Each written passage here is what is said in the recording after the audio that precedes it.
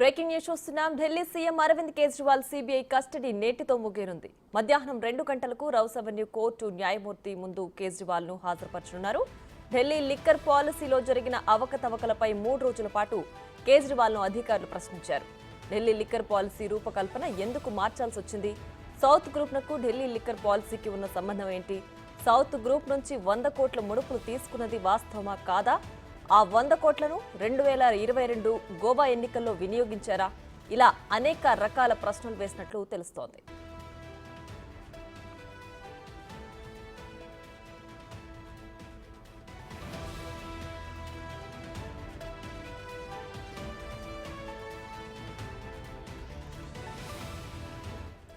Delhi CM Arvind Kejriwal CBI custody నేటితో ముగియనుంది. మధ్యాహ్నం 2 గంటలకు రౌస్ అవెన్యూ కోర్టు న్యాయమూర్తి ముందు కేజ్రీవాల్ ను హాజరుపరచనున్నారు. ఢిల్లీ లిక్కర్ పాలసీలో జరిగిన అవకతవకలపై 3 రోజుల పాటు కేజ్రీవాల్ ను అధికారులు ప్రశ్నించారు. ఢిల్లీ లిక్కర్ పాలసీ రూపకల్పన ఎందుకు మార్చాల్సి వచ్చింది? సౌత్ గ్రూప్ నకు ఢిల్లీ లిక్కర్ పాలసీకి ఉన్న సంబంధం ఏంటి? సౌత్ గ్రూప్ నుంచి 100 కోట్ల ముడుపులు తీసుకున్నది వాస్తవమా కాదా? ఆ 100 కోట్లను 2022 గోవా ఎన్నికల్లో వినియోగించారా? ఇలా అనేక రకాల ప్రశ్నలు వేసినట్లు తెలుస్తోంది.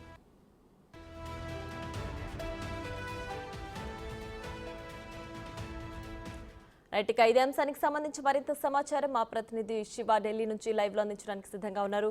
శివ, చెప్పండి, కేజ్రీవాల్ సిబిఐ కస్టడీ నేటితో ముగినింది కదా, సో ఇవాళ ఎలాంటి తీర్పు వచ్చే అవకాశం ఉంది? దీనికి సంబంధించి పూర్తి డీటెయిల్స్ ఏంటి?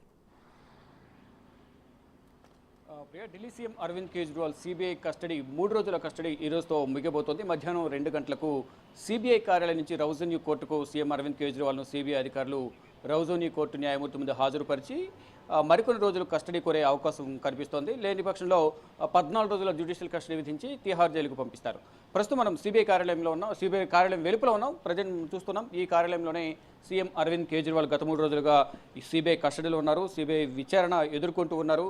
25వ తేదీన అరవింద్ కేజ్రీవాల్ను సిబిఐ అధికారులు తిహార్ జైల్లో Delhi liquor policy money laundering కేసులో ఈడీ జ్యుడిషియల్ కస్టడీలో ఉన్న అరవింద్ కేజ్రీవాల్ను 25వ తేదీన తిహార్ జైల్లో అరెస్ట్ చేశారు. 26వ తేదీన రౌస్ అవెన్యూ కోర్టులో న్యాయమూర్తి ముందు హాజరుపరిచి 5 రోజుల సిబిఐ కస్టడీ ఇవ్వాలని కోరిన నేపథ్యంలో రౌస్ అవెన్యూ కోర్టు న్యాయమూర్తి 3 రోజుల ఈడీ సిబిఐ కస్టడీకి ఇస్తూ అనుమతించారు. ఇక ఈ 3 రోజుల సిబిఐ కస్టడీలో పలు కీలక విషయాలపై ఢిల్లీ లిక్కర్ పాలసీకి సంబంధించి అవకతవకలు ఏ విధంగా జరిగాయి, అవకతవకలు జరగడానికి ప్రధాన కారణం ఏంటి అనే దానిపై కూడా ప్రధానంగా ప్రశ్నించినట్టు తెలుస్తుంది. దానిలో భాగంగానే ఢిల్లీ లిక్కర్ పాలసీకి సౌత్ గ్రూప్కు ఉన్న సంబంధం ఏంటి, సౌత్ గ్రూప్ నుంచి 100 కోట్ల రూపాయలు తీసుకునేది వాస్తవమా కాదా, ఈ తీసుకున్న 100 కోట్ల రూపాయలను 2022లో గోవా ఎన్నికల్లో వినియోగించారనే ప్రచారం జరుగుతుంది. అది ఎంతవరకు నిజం అనే ప్రశ్నలపైన కూడా అరవింద్ కేజ్రీవాల్ను ప్రశ్నించినట్లుగా కూడా తెలుస్తోంది. మరోవైపు ఈ జోన్ల కేటాయింపు కానీ ఈ 100 కోట్ల రూపాయలు ఎవరెవరిచ్చారు అనే దానిపై ప్రధానంగా ప్రశ్నించారు. మరి ముఖ్యంగా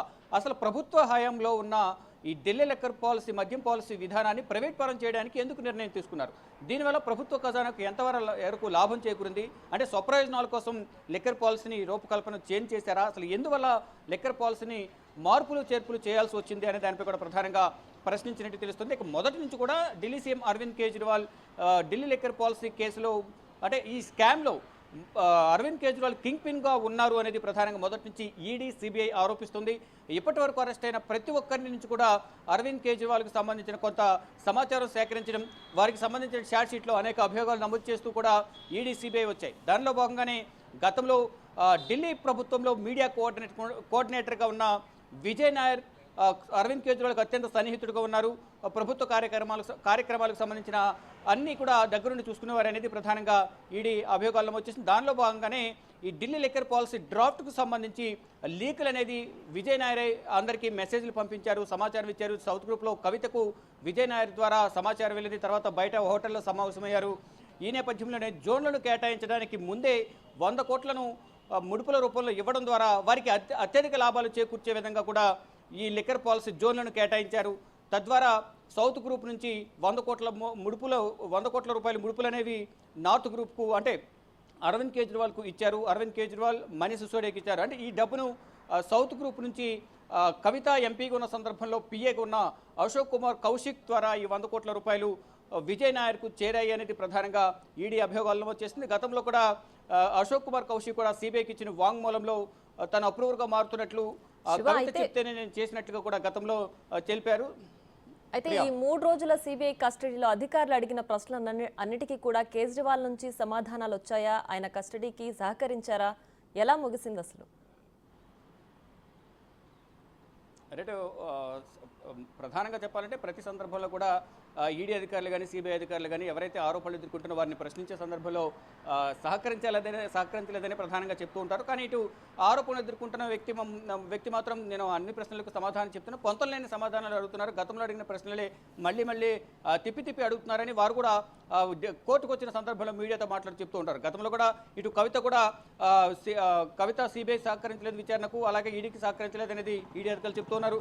కానీ వీళ్ళు గత 2 సంవత్సరాలుగా ఏవైతే ప్రశ్నలు అడిగారో అవే అడుగుతున్నారు. బయట బీజేపీ వాళ్ళు ఏవైతే ఆరోపణలు చేస్తున్నారు అవే ప్రశ్నలు వీళ్ళు ఇక్కడ సిబిఐ ఈడీ అధికారులు అడుగుతున్నారు అనేది గతంలో కవిత కూడా ఆరోపించారు. మరోవైపు అరవింద్ కేజ్రీవాల్ కూడా గతంలో ఈడీకి విచారణకు సహకరించలేదు అనేది ఈడీ ఆరోపించింది. ఇప్పుడు సేమ్ సీన్ రిపీట్ అయ్యే అవకాశం కనిపిస్తుంది. ప్రధానంగా వారి నుంచి సమాధానాలు రావడంలో కొంతమేర సానుకూలత వ్యక్తం పరచినప్పటికీ కూడా అంటే అన్ని ప్రశ్నలకు సమాధానం రాబట్టడంలో కొంతమేరకు ఈడీకి కానీ సిబిఐకి కానీ అంత సానుకూలంగా ఉండే అవకాశం లేదు. ఎందువల్లంటే వీరు అడిగే ప్రశ్నలకు వారు చెప్పే సమాధానాలకు పొంతన ఉండదు కాబట్టి అవి కేవలం మా పైన వచ్చేవి ఆరోపణలు మాత్రమే రుజువు కాలేదని ప్రధానంగా ఆరోపణలు ఎదుర్కొంటున్న వ్యక్తులు చెప్తూ ఉంటారు. దానిలో భాగంగానే ఇప్పుడు గతంలో అరవింద్ కేజ్రీవాల్ పైన ఈడీ కూడా అదే ఆరోపణలు చేసింది. ఈడీ విచారణకు సహకరించలేదు కాబట్టి అరవింద్ కేజ్రీవాల్ జ్యుడిషియల్ కస్టడీకి పంపించాలని గతంలోనే ఈడీ తెలిపింది. ఆ తర్వాత ఇప్పుడు సిబిఐ ఈడీ కస్టడీలో ఉన్న జ్యుడిషియల్ కస్టడీలో ఉన్న అరవింద్ కేజ్రీవాల్ను సిబిఐ విచారించి 25వ తేదీన తిహార్ జైలుని అదుపులో తీసుకుంది. 21 కోర్టులో హాజరుపరిచింది. 5 రోజుల కస్టడీ కోరిన నేపథ్యంలో 3 రోజుల కస్టడీ ఇచ్చారు. ఈ రోజు కస్టడీ ముగియబోతుంది. కానీ ఈ 3 రోజుల కస్టడీలో ఏ విధంగా సహకరించారు ఏంటి అనేది కూడా మనకి మధ్యాహ్నం 2 గంటలకు తెలిసే అవకాశం కనిపిస్తుంది. ఇటు ఈ 3 రోజుల కస్టడీకి సహకరించలేదు కాబట్టి మరో 2-3 రోజుల కస్టడీ పొడిగించాలి, సిబిఐ కస్టడీ ఇవ్వాలని సిబిఐ అధికారులు కోరే అవకాశం కనిపిస్తుంది.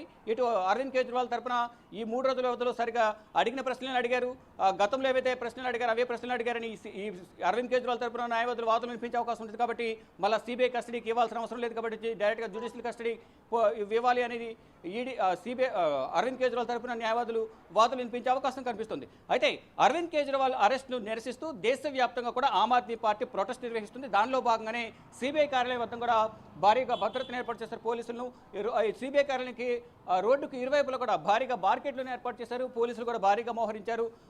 ఎక్కడ కూడా ఈ ధర్నా కార్యక్రమాలు జరగకుండా ఉండే విధంగా ముందస్తుగా జాగ్రత్తలు తీసుకుంటున్నారు.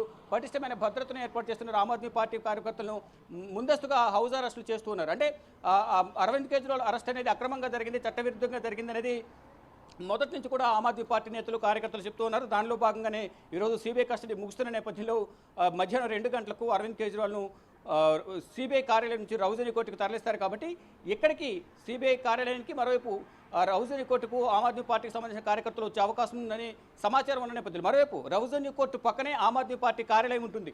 అక్కడ నుంచి కోర్టును ముట్టడించే అవకాశం ఉంటుంది. కాబట్టి అక్కడ కూడా భారీ భద్రతను ఏర్పాటు చేస్తారు. ఎక్కడ కూడా ఎటువంటి అవాంఛనీయ సంఘటనలు జరగకుండా రోడ్లపైకి కార్యకర్తలు కానీ ఆమ్ ఆద్మీ పార్టీ నేతలు రాకుండా పటిష్టమైన భద్రతను ఏర్పాటు చేస్తారు. ఎక్కడెక్కడ హౌస్ అరెస్టులు చేయడం, భారీ బార్కెట్లను ఏర్పాటు చేస్తారు. ఎక్కడ కూడా ఈ ప్రొటెస్ట్కు పర్మిషన్ లేదు, రోడ్డు మీదకి వస్తే మాత్రం అందరినీ అరెస్ట్ చేస్తామంటూ కూడా ఢిల్లీ పోలీసులు ఇటు దేశవ్యాప్తంగా ఉన్న పోలీసు విభాగం కూడా ఆదేశాలు జారీ చేసిన నేపథ్యంలో పటిష్ట భద్రత మధ్య మధ్యాహ్నం 2 గంటలకు అరవింద్ కేజ్రీవాల్ను సిబిఐ కార్యాలయం నుంచి రౌజనీ కోర్టుకు తరలించబోతున్నారు. Priya. Right Shiva, thanks for the updates.